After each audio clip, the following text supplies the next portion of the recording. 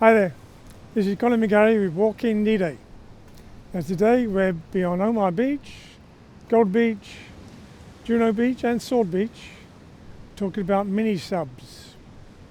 Now, conventional submarines had no part in D-Day.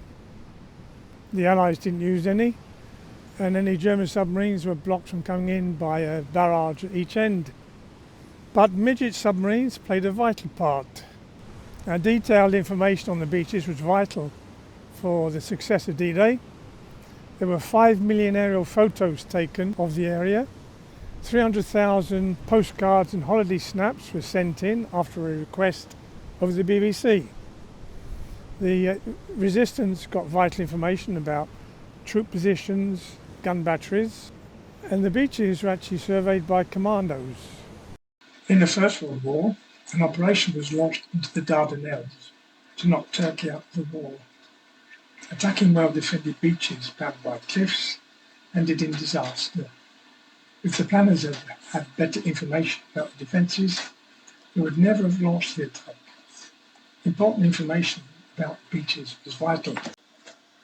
Lieutenant Commander Nigel Clugston Wilmot joined the Navy between the wars. He had heard stories of the Dardanelles from his uncle Henry, who had participated in it.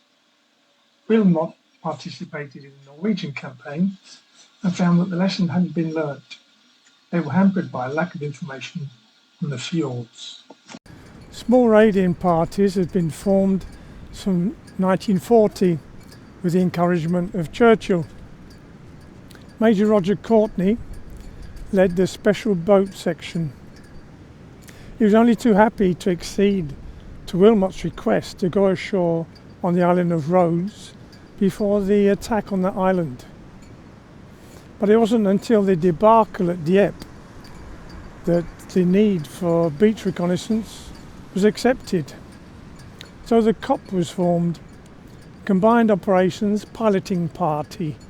One team that stands out was Major Logan Scott-Bowden and Sergeant Ogden-Smith.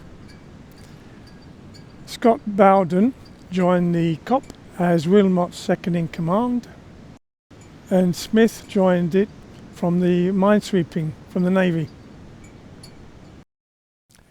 There are several ways you can support the channel.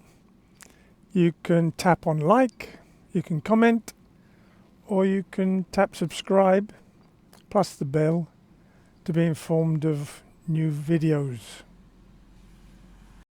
On the 31st of December 43, they were taken to just off Gold Beach, what would become Gold Beach. The resistance has sent some documents to London. They were Roman documents, and they showed that there was a forest here a long time ago, and that when it died down, it became a peat bog, and part of that peat bog was covered by the sea, and so sand now. So they wondered, will that sand over the peat support trucks and tanks? So they were to come in to find out whether it would. Infrared photos of Gold Beach showed there was dark patches under the sea. Now there was a similar beach, Branchester in Norfolk, and so bombers dropped bombs in the sea just off that beach, and aerial photos were taken to show what happened. And when they dropped the bombs, the peat was thrown up to the surface. So they did the same thing just off of here, which was to become Gold Beach. Now the bomber that dropped the bombs, before they dropped them, they let out smoke as if the engine was having problems and they were just getting rid of the bombs. But the planners still weren't happy with the results, and so Bowden and Smith were being sent in here to actually take samples of the beach. Now, planners were worried that sending men into the beach would compromise the whole invasion if they were caught. And so they did a dummy run at Branchester. Now they sailed out from King's Lynn and then they were taken to 2 miles off the beach. Now there were sentries set at the top of the beach, and Bowden and Smith swam in to the beach, and they took about 20 samples of the sand in a W fashion, W shape, and then they went back into the sea. And it was only when they stood up now and waved to the French sentries that the sentries saw them. And so the plan was approved. 2 landing crafts were involved in case one had problems. COPP 1, where Bowden and Smith were, was based at HMS Dolphin. Now it wasn't a ship, it was a naval base. Now the 2 landing craft joined up with 3 motor gunboats, and they towed them across the channel until they get to the minefield, and then the landing craft set off on their own, and they were taken to 2 miles from the beach, and then Bowden and Smith swam in. Now the skippers of the landing craft, they said the wind, which was blown up, would create waves over the reefs off the beach, and that would hide the sound of the engines. So Bowden and Smith swam in to the beach, and the current sent them off course. They ended up here at Vers-sur-Mer-la-Rivière, rather than at Pasty-Vert, where they're supposed to be. Now landing at La Rivière, they were just below the lighthouse, which was actually working, but the buildings by the coast made shadows, so it covered them. Now they sheltered by us groins for a few minutes to get their breath back, and then they walked along the beach to get to where they should have been.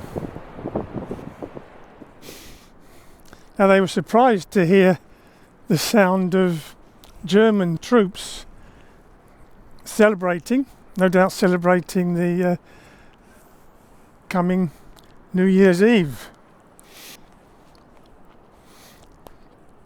Now intelligence told them that the beach wasn't mined due to the strong currents would have washed the mines away with the sand that kept moving. But they kept below high tide level, so their footsteps would be taken away when the tide came in. Then when they got to where they should have been, they started taking sand samples.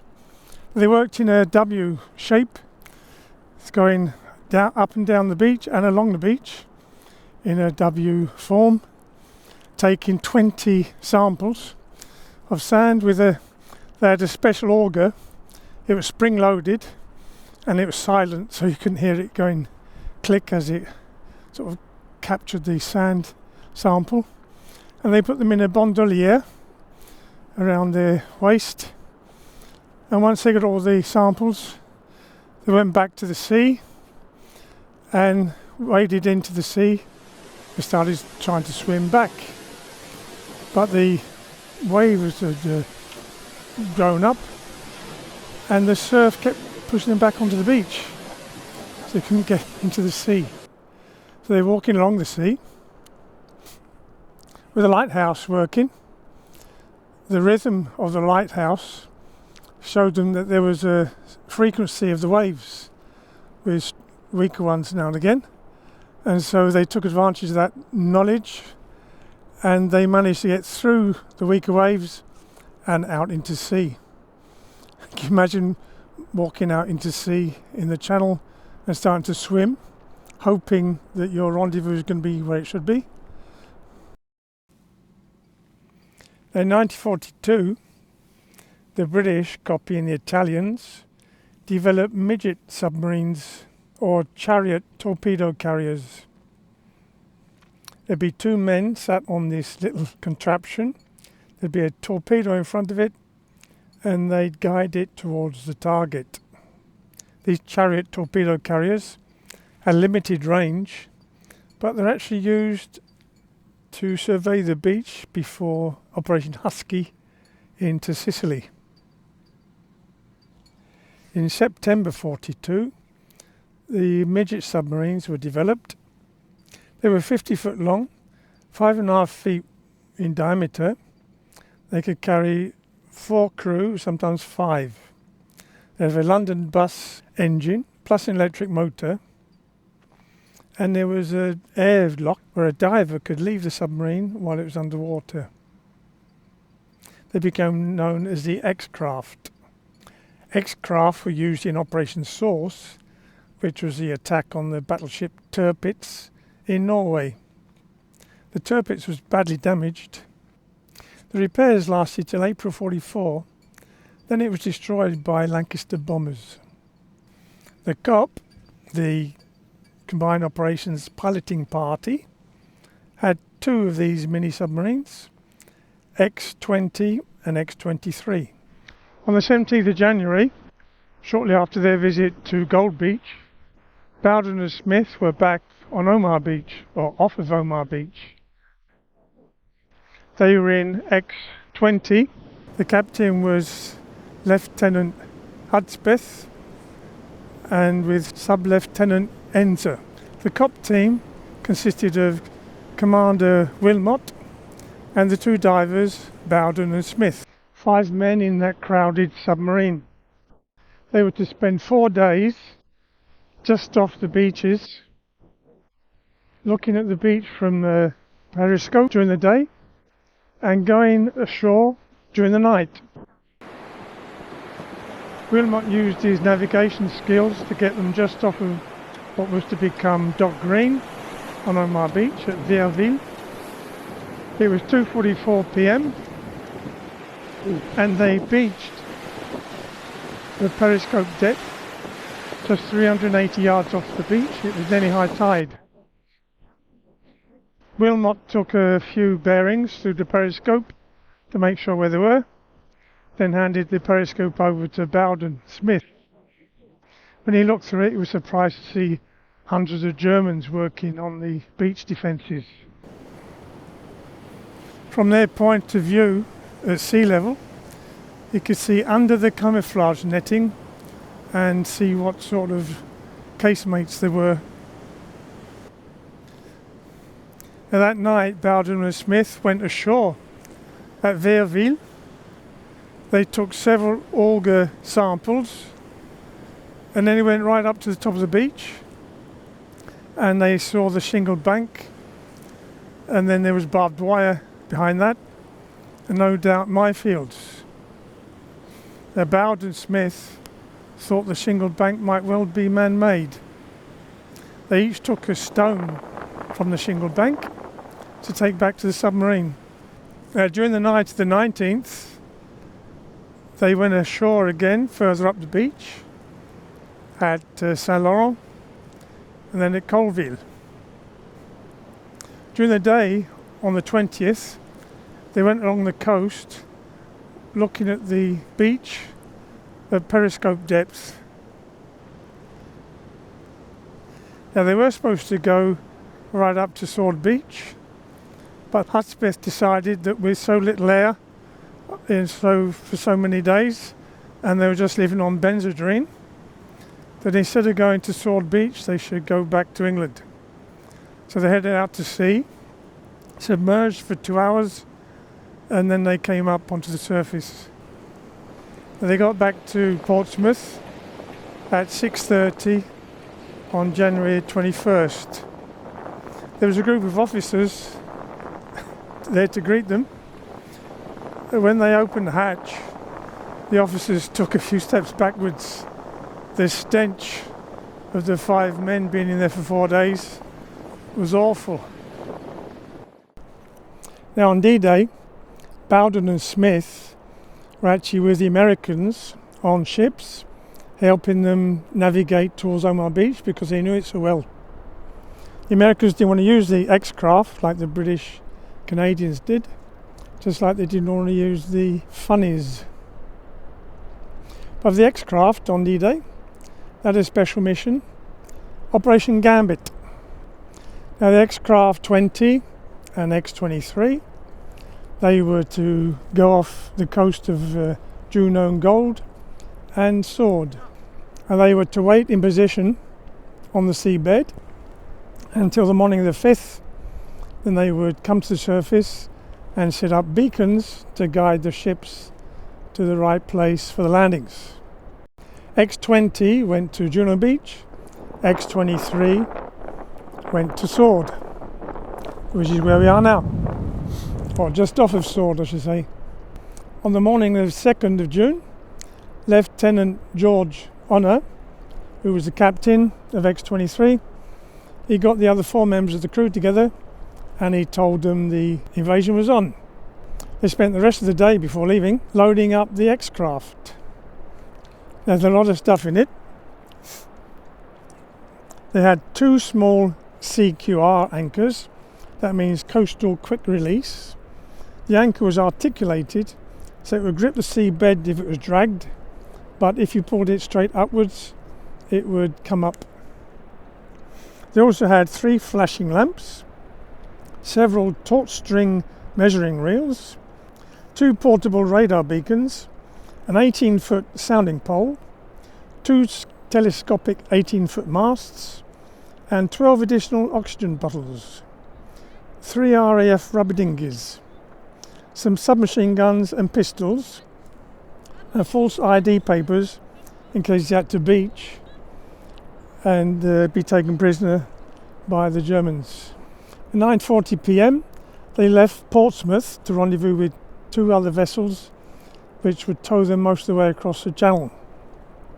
At 4:35 a.m. they cast off the tow rope and they made their way to their positions off of Gold Juno and Sword Beach. The navigator had the vital task of getting them just to the right position where the DD tanks would be launched to go into the beaches. Captain of X-23, George Honor, he was worried about the oxygen supply, so every 5 hours they would come up near the surface and do what they called a gushing through. That meant running the engines, diesel engines, and that would bring in air through a pipe next to the periscope. During the morning of the 4th of June, George Honor took the submarine to periscope depth and surveyed the beach. He was surprised to see a group of Germans playing football or soccer on the beach. He thought the poor buggers don't know what's going to hit them. At 1 a.m. on the 5th, what they were supposed to be D-Day, they surfaced, put up the radio mast and listened to the radio. Then a message came in, trouble in Scarborough. That meant D-Day had been postponed.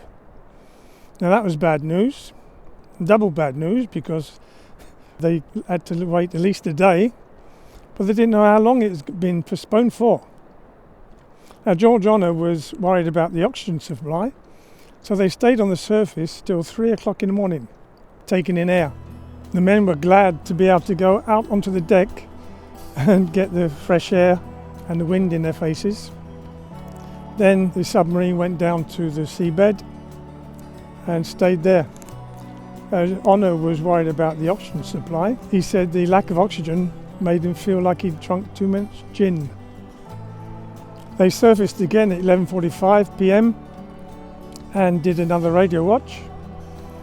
This time the message came on that the D-Day was on for the 6th. This was great news. So they dived again, stayed on the seabed, and they came up again at 4:35 a.m. Now the Booth was supposed to launch the dinghy and set up the mast with the beacon on top, but the sea was too rough, so they set the beacon up on the mast from the X-craft. Now the beacon had a light on it, and in Morse it flashed out the letter D for 10 seconds, every 40 seconds, for 2 hours before H-hour. All they could do now was go down below decks and have some tea and wait. Very soon the coastal aerial bombing started, and then the naval guns added to the bombardment. They went up on deck, peering northwards into the gloom. Suddenly the ships were visible through the mist. Now they were in danger from their own fleet. The commander of the HMS Middleton, Lieutenant Cox, He saw this submarine, so he changed course and sped up to ram it. But then he saw there was a white ensign being flown, so he changed course again. The aircraft done their job.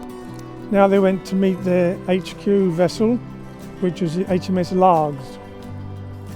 They changed the crew, they got into a trawler, and the trawler crew got into the X-sub to take it back. They'd been in place 72 hours, and 64 hours of that had been submerged.